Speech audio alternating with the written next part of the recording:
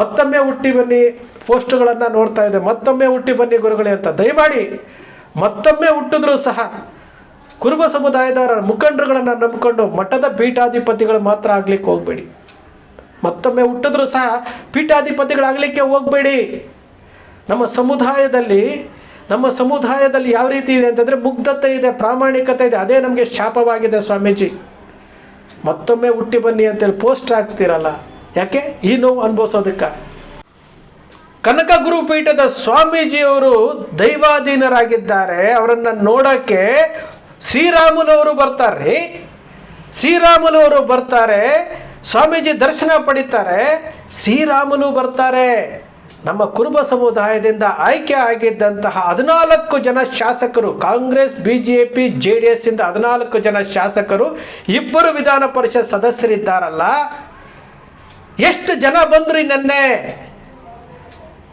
ಎಷ್ಟು ಬೇಸರ ಆಗುತ್ತೆ ಅಂತಂದರೆ ಈ ಸಮುದಾಯಕ್ಕೋಸ್ಕರವಾಗಿ, ಈ ಸಮುದಾಯದ ಸಂಸ್ಕೃತಿಯನ್ನು ಉಳಿಸೋದಕ್ಕೋಸ್ಕರವಾಗಿ, ಹಾಲು ಮತ ಸಂಸ್ಕೃತಿ ಉಳಿಸೋದಕ್ಕೋಸ್ಕರವಾಗಿ ತಿಂತನಿ ಬ್ರಿಡ್ಜ್ ಕನಕ ಗುರುಪೀಠದ ಸ್ವಾಮೀಜಿಯವರು ನಿರಂತರವಾಗಿ ಆ ಸಂಸ್ಕೃತಿಯನ್ನು ಉಳಿಸೋದಕ್ಕೋಸ್ಕರ ನಿರಂತರ ಕಾರ್ಯಕ್ರಮಗಳನ್ನು ಮಾಡ್ತಾ ಇದ್ದಾರೆ, ಸಂಘಟನೆಯನ್ನು ಮಾಡ್ತಾ ಇದ್ದಾರೆ. ಆ ಭಾಗದ ಉತ್ತರ ಕರ್ನಾಟಕ, ಕಲ್ಯಾಣ ಕರ್ನಾಟಕ ಭಾಗದವರಿಗೆ ಒಂದು ಧ್ವನಿಯಾಗಿ ಕೆಲಸ ಮಾಡ್ತಾ ಇರುವಂಥ ಒಬ್ಬ ಸ್ವಾಮೀಜಿ ಹಾಲು ಮತ ಸಾಹಿತ್ಯ ಸಮ್ಮೇಳನವನ್ನು ಮುಗಿಸಿ ಕೊನೆಯ ಕ್ಷಣದಲ್ಲೂ ಸಹ ಹಾಲು ಮತ ಅಂತೇಳಿ ಸಮಾಜ ಅಂತೇಳಿ ಆ ಸ್ವಾಮೀಜಿ ಕಣ್ಣೀರಾಗ್ತಾ ಕಾರ್ಯಕ್ರಮವನ್ನು ಮಾಡಿ ಹೋಗಿ ಮಲ್ಕೊಂಡಾದಾಗ ಬೆಳಿಗ್ಗೆ ಅವ್ರು ಇಲ್ಲ, ಮಧ್ಯರಾತ್ರಿ ಅವ್ರು ಇಲ್ಲ ಅಂತಂದಾಗ ಯಾರಿಗೂ ನೋವು ಆಗಲ್ರಿ? ಅಂತಹ ಒಬ್ಬ ಸ್ವಾಮೀಜಿಯ ಅಂತ್ಯ ಸಂಸ್ಕಾರಕ್ಕೆ, ಅವರ ದರ್ಶನ ಪಡ್ಕೊಳ್ಳೋದಕ್ಕೆ ನಮ್ಮ ಸಮುದಾಯದ ರಾಜಕಾರಣಿಗಳಿಗೆ ಆಗಲಿಲ್ಲ ಅಂತಂದರೆ ಏನು ಮಾಡ್ತೀರಿ? ಇಡೀ ಸಮುದಾಯ ಇವತ್ತು ಕರ್ನಾಟಕದಲ್ಲಿ ನಂಬರ್ 1 ಸ್ಥಾನದಲ್ಲಿದೆ. ಜನಸಂಖ್ಯೆ ಅಷ್ಟು ದೊಡ್ಡದಿದೆ, ಇತಿಹಾಸ ದೊಡ್ಡದಿದೆ. ನಿಮಗೆಲ್ಲ ಏನಾಗಿದೆ ರೀ? ಇಂತಹ ಸಮುದಾಯವನ್ನು ನೀವು ಕಾಪಾಡ್ಕೊಳಕ್ಕೆ ಬರ್ತಾ ಇಲ್ವಲ್ಲ. ಸಿದ್ದರಾಮಯ್ಯನವ್ರು ಬರ್ತಾರೆ, ವಿಶ್ವನಾಥವ್ರು ಬರ್ತಾರೆ, ನಾನು ಮಠ ಕಟ್ಟಿದ್ದು ಅಂತೇಳಿ ಪ್ರೆಸ್ ಮೀಟ್ ಮಾಡಿ ಹೇಳ್ತಾರೆ, ನಾನು ಮಠ ಕಟ್ಟಿದ್ದು ಅಂತೇಳಿ ವೇದಿಕೆ ಮಾಡಿ ಹೇಳ್ತಾರೆ. ಮಠ ಕಟ್ಟಿದವರು ಯಾರೂ ಬರಲಿಲ್ಲ ಅಂತಂದರೆ ಅದು ಯಾವುದೋ ಒಂದು ಸಣ್ಣದಾದಂತಹ ಒಂದು ಮಠ, ಯಾರೋ ಒಬ್ಬರು ಆ ಸ್ಥಾನಕ್ಕೆ ಸೀಮಿತ ಆಗಿದ್ದಂಥವ್ರು, ಆ ಭಾಗಕ್ಕೆ ಸೀಮಿತ ಆಗಿರುವಂಥ ಸ್ವಾಮೀಜಿ ಅಂದರೆ ಹೌದು ಅನ್ಬೋದು.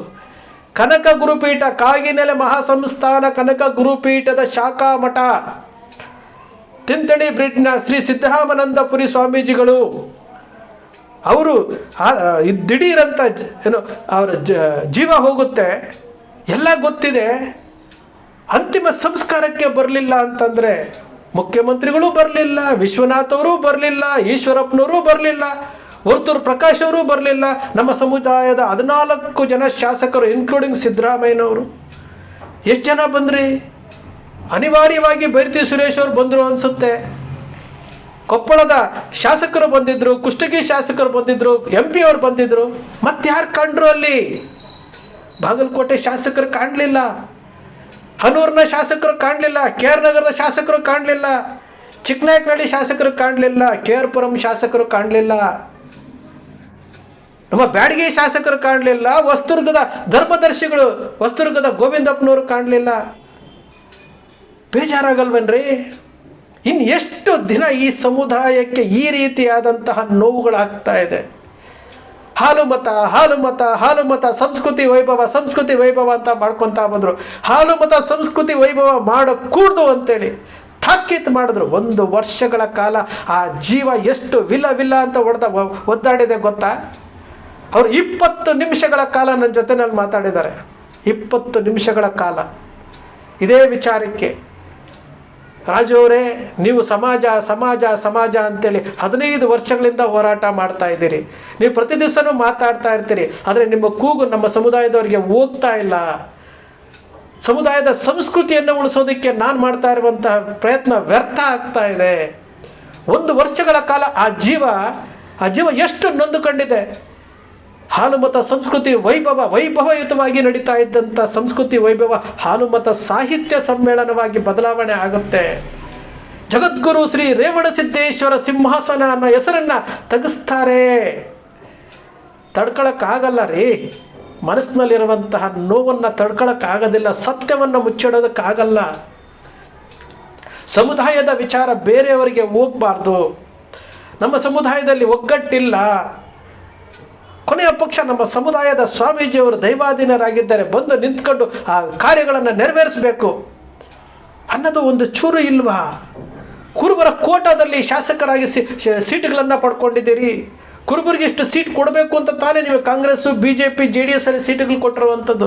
ಅದರಲ್ಲಿ ಗೆದ್ದಿರೋವಂಥವ್ರು ತಾನೇ.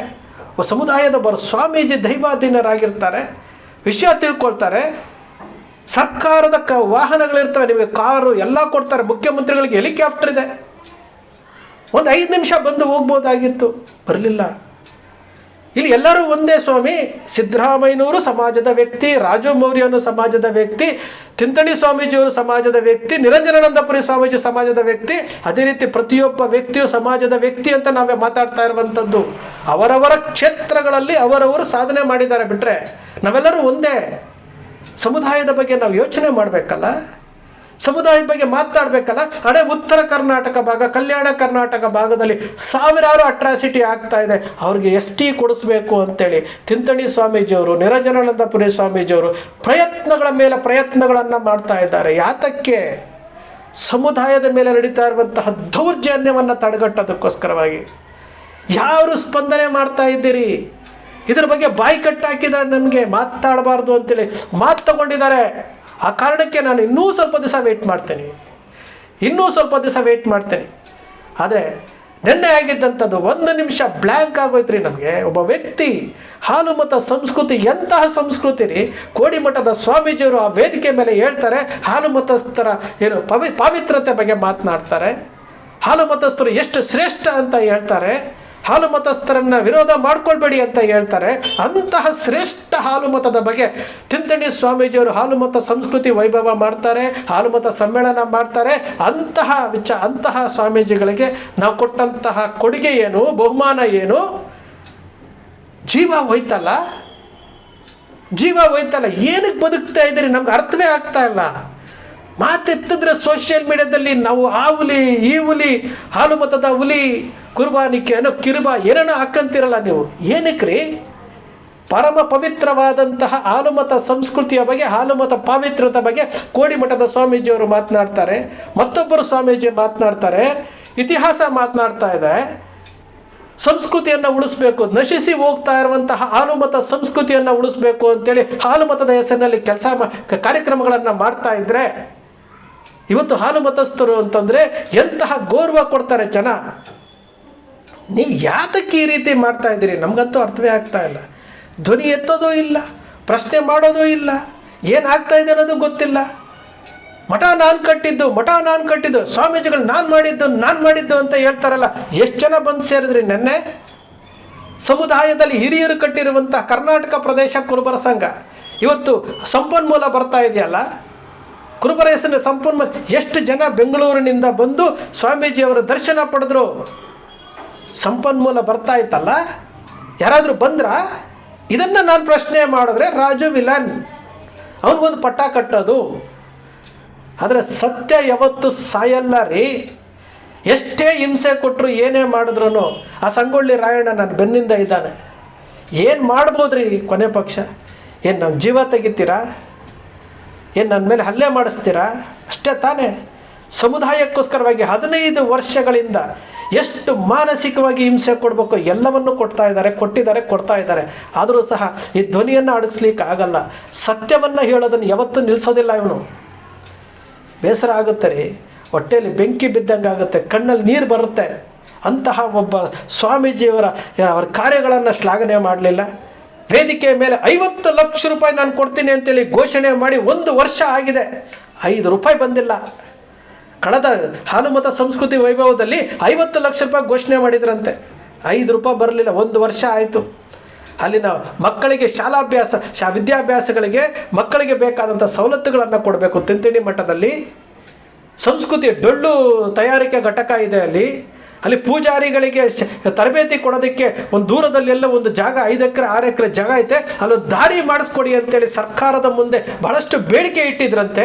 ಒಂದು ದಾರಿ ಮಾಡಿಸ್ಕೊಡೋಕ್ಕಾಗಲಿಲ್ಲ, ನಮ್ಮ ಕೈಯಲ್ಲಿ ದಾರಿ ಮಾಡಿಸ್ಕೊಡೋಕ್ಕಾಗಲಿಲ್ಲ. ಹೊಟ್ಟೆಲಿ ಬೆಂಕಿ ಬಿದ್ದಂಗಾಗುತ್ತೆ, ಮಾತನಾಡಲೇಬೇಕಾದಂಥ ಅನಿವಾರ್ಯತೆ. ಎಚ್ಚೆತ್ಕೊಳ್ಳಪ್ಪ. ಉತ್ತರ ಕರ್ನಾಟಕ ಭಾಗದ ಕುರುಬರ ಪರಿಸ್ಥಿತಿಗಳನ್ನು ನೋಡ್ಕೊಳ್ಳಿ. ಎಲ್ಲದಕ್ಕೂ ಕುರುಬರು ಬೇಕು. ಉತ್ತರ ಕರ್ನಾಟಕದ ಕುರುಬರು ಎಲ್ಲದಕ್ಕೂ ಬೇಕು. ಬೆಂಗಳೂರಿನಲ್ಲಿ ಸಮಾವೇಶ ಮಾಡಿದ್ರು ಬೇಕು, ದಾವಣಗೆರೆಯಲ್ಲಿ ಸಮಾವೇಶ ಮಾಡೋಕ್ಕೂ ಬೇಕು, ಬೆಳಗಾಮಲ್ಲಿ ಶಪರ್ಡ್ ಇಂಡಕ್ಕೆ ಸಮಾವೇಶ ಮಾಡೋದಕ್ಕೂ ಬೇಕು. ಅಲ್ಲಿ ಹೋಗೋದು, ಪ್ರಚಾರ ಮಾಡೋದು, ಸಭೆಗಳು ಮಾಡೋದು, ಪ್ರೆಸ್ ಮೀಟ್ ಮಾಡೋದು, ಎಲ್ಲವನ್ನು ಭಾವನಾತ್ಮಕವಾಗಿ ಮಾತಾಡೋದು, ಅವರಿಗೆ ಗಾಡಿಗಳನ್ನು ಕಳಿಸ್ಕೊಳ್ಳೋದು. ಅವ್ರಿಗೆ ಆಗ್ತಾ ಇರುವಂತಹ ಅನ್ಯಾಯದ ಬಗ್ಗೆ ಯಾರೂ ಮಾತಾಡೋದಿಲ್ಲ.